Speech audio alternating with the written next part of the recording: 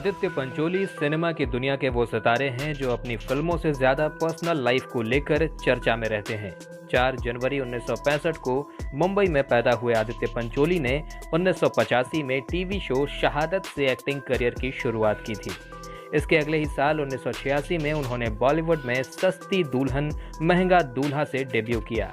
ये दिलचस्प है कि 36 साल के करियर में आदित्य पंचोली ने एक के बाद एक कई सुपरहिट फिल्मों में छोटे बड़े रोल किए, लेकिन अफसोस कि अपनी पर्सनल लाइफ में उनके कारनामों और उन पर लगे आरोपों की लिस्ट इतनी लंबी होती गई कि उनके सभी नेक काम कहीं छुपते चले गए।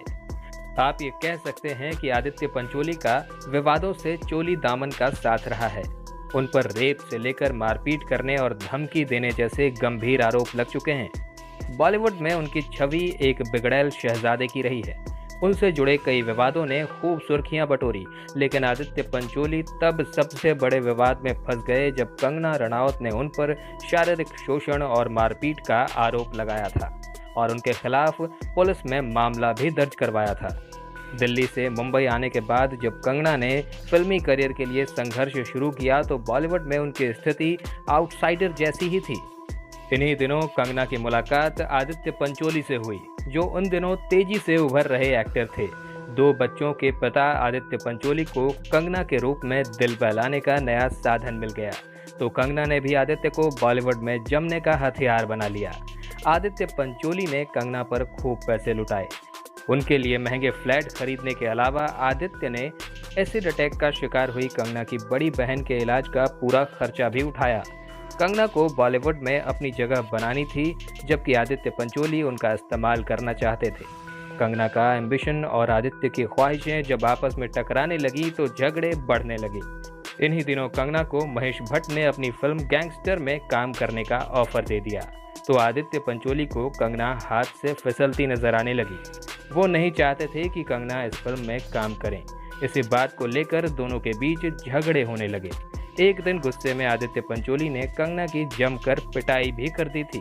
साल 2007 में हुआ ये वाकया जब मीडिया की सुर्खियों में आया, तब कंगना ने आदित्य पंचोली के खिलाफ शारीरिक शोषण और मारपीट का मामला पुलिस में दर्ज कराया था।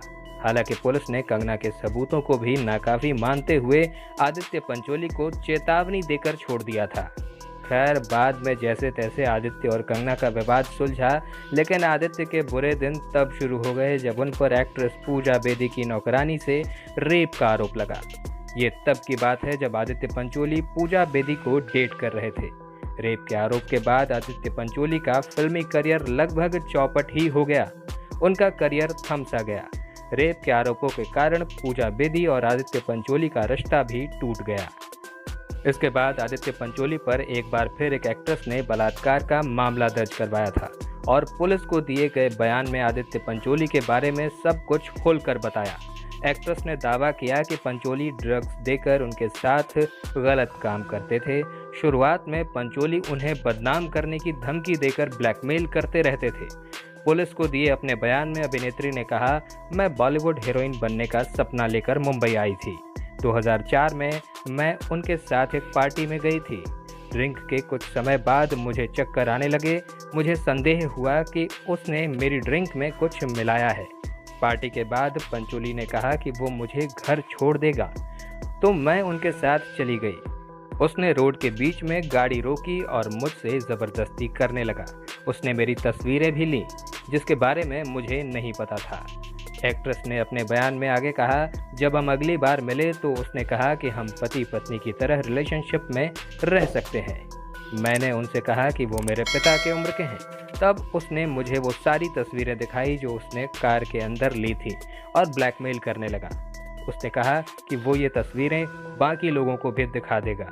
उस वक्त मैं काफ़ी यंग थी, मेरा मुंबई में कोई भी नहीं था और उसने इसका फ़ायदा उठाया।